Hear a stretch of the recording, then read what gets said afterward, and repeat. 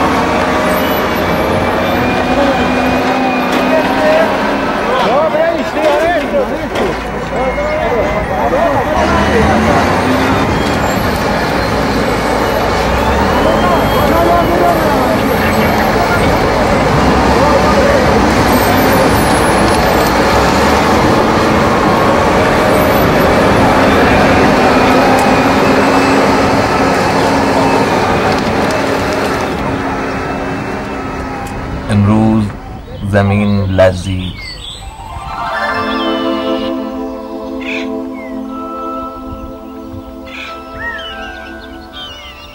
و زمین صبح زیبایی را برای برخاستن انتخاب کرده بود.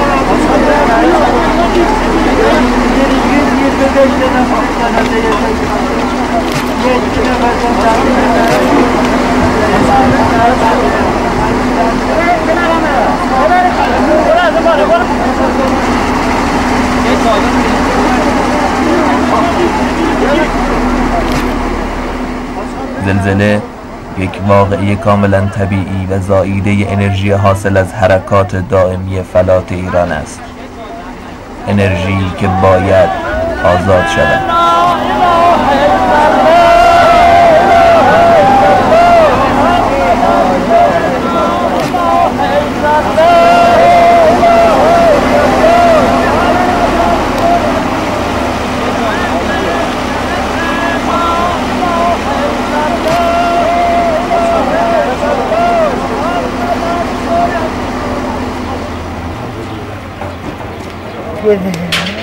Hayırlar yavrum. Allah Allah. Rahat değil. Allah gelir. Yalıydan. Vallahi gelir. دیروز جمعه سالگرد زلزله رودبار بود. 12 سال پیش 40,000 کشته. الان من 64 yaşındayım. 64 yaşında zilzile olup ama bu cür zilzile ben görmemişim. Aslan görmemişim. Mesela dünya ahir oluydu aslan diyerek dünya ahir oluydu. Gittim ki ben orada su varam. Bir bakıyorum aşağıda harla gelir. Ben dedim bu Xudaya dolu da gelir var. Geldi ki benim yanıma ağaçlar silkelendi.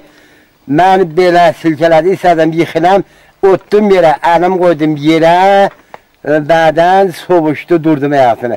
Gördüm ki, qonşadan gedik, misir dolu, xarla dolu dedik. Dedim, ya Ülfət, uşaqlar qaldı torpaq astında. Ya Hüseyin, arvad ölməyədi, mən qurbanlıq öldürədim. Gəldim, gördüm, həyatım buyran olub, nə həyatımı tapdım, nə otaqlarımı tapdım. Getdim yuxarıda, inlədim, Kibra, gördüm de, ben dedim korkmayın, ben buradayım, elimle, dırnağımla bunu çektim, başını açtım. Parmağımızı saldım, bunu ağzını, torpağını, qeyrisini, çağırttım eşiğe.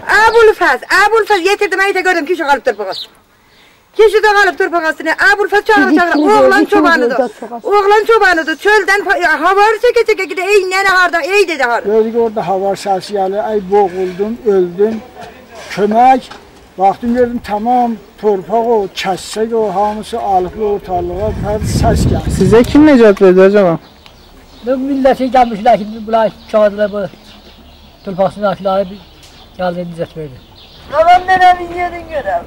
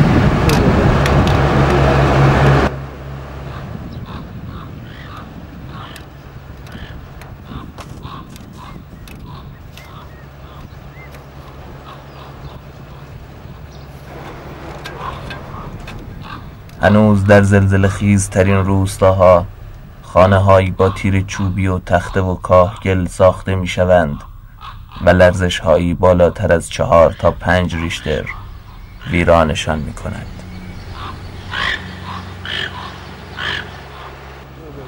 من می‌خواستم صبحانه بخورم برم صحرا برای آبیاری.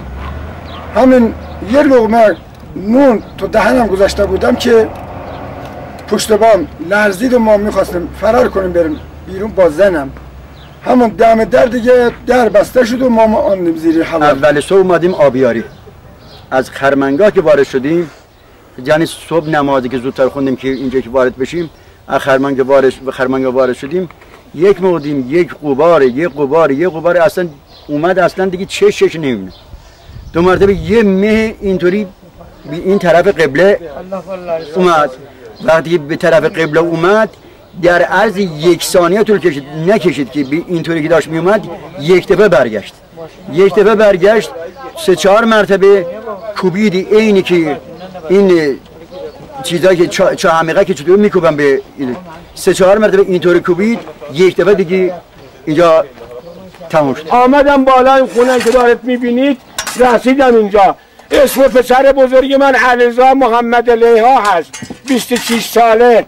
اسم پسر کوچکی من حمیدرضا محمد علیها، 16 ساله. اسم خانمم حورالعقا محمد علیها، 45 ساله. فرزند 16 سالم هست به نام حمیدرضا محمد علیها. این فرزندم گروش کشیدم، این بدنش لخ به لحاف کشیدم، اینم 26 ساله است. اینم تو رو تابوت خوابیده، اینم خانمم حورالعقا محمد علیها هست. سهره بودم صبح ساعت 7:25 زلزله اونجا تکان خورده، اومدم همه ویران شده. زره بچه‌ها مردن، زنده داشتم مرده، 3 تا بچه‌اش مرده. اسم پسر بچه‌م بهنام، پرویز، عزیزه، زنم افروز، طاهره، بهروز. من پسرمو از دست دادم، همین روبروی خونم بود. زنش از دست دادم، عموم از دست دادم، زنش از دست دادم. اون وقت 2 تا دختر عموم از دست دادم. اون وقت یه نوه‌ش از دست دادم. اون وقت 11 نفر من از یاد البته همه‌شون از خودم هستن، اما اونایی که با من بستن که 11 تا ما خودم از دست دادم. واسه بچه‌ها اطراف دشتک اردلان اومدن اینجا کمک کردن، از اونا تشکر میکنیم. خیلی هم زحمت کشیدن اومدن اینجا. خود همش ما نزیر خاک مرده. ولی یه نفر همسایه دختره اومد، فریاد ما رسید، بالاخره صدای ما از زیر خاک شنید، ما را از زیر خاک در آورد. همون یه دختره، اون دختره 4 نفرم نجات داد. ولی یه پسر 12 ساله داشتم، اون یکی اتاق خوابیده بود، اون رفت زیر خاک، اون نتونستیم، اون از بین رفت.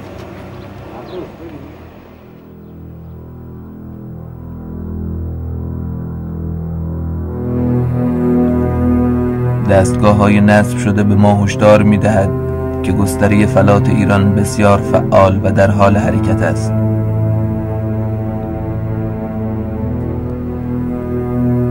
این حرکات از 65 میلیون سال پیش شروع شده و تا میلیون ها سال دیگر ادامه خواهد داشت.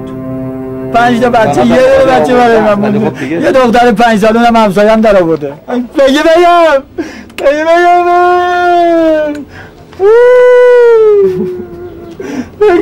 یه دونه پسر داشتم، 2 تا دختر داشتم، زنم رفت، بابام رفت،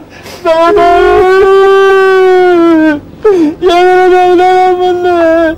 بابا من اینجا چیکار؟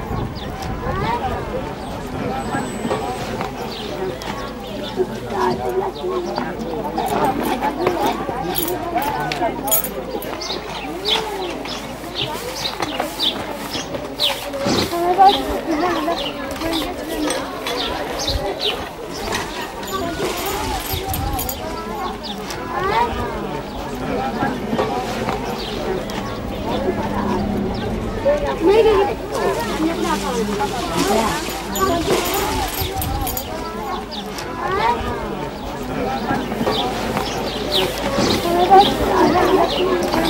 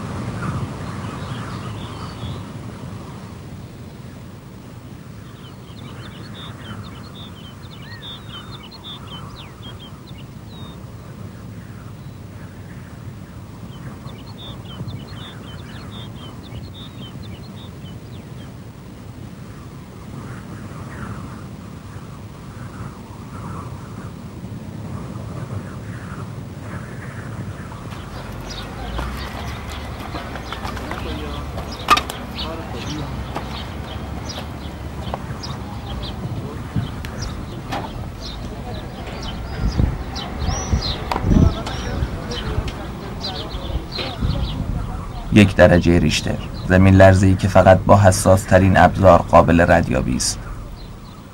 2 درجه ریشتر، زمین لرزه‌ای که در نزدیکی مرکز آن به سختی قابل ردیابی است. 3 درجه ریشتر، زمین لرزه‌ای قابل ردیابی ولی تقریباً بدون خسارت. 4.5 درجه ریشتر، قابل ردیابی تا شعاع 32 کیلومتری مرکز و همراه با خساراتی محدود. 6 درجه ریشتر، زلزله‌ای نسبتاً مخرب. 7 درجه ریشتر، یک زلزله عمده. 8 درجه ریشتر، یک زلزله عظیم.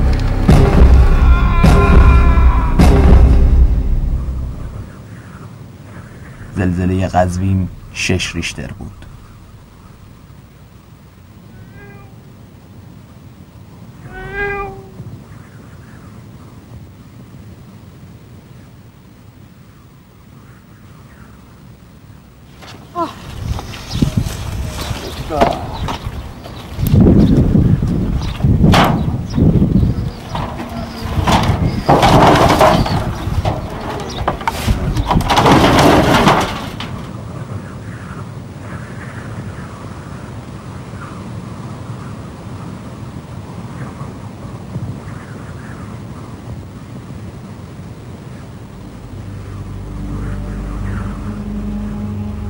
روستاهای ما در برابر زلزله‌هایی به بزرگی 5 درجه در مقیاس ریشتر کاملا در معرض تخریب قرار دارند و بناهای شهرهایی مانند تهران و تبریز در برابر زلزله 6 ریشتر اکثرا آسیب پذیرند.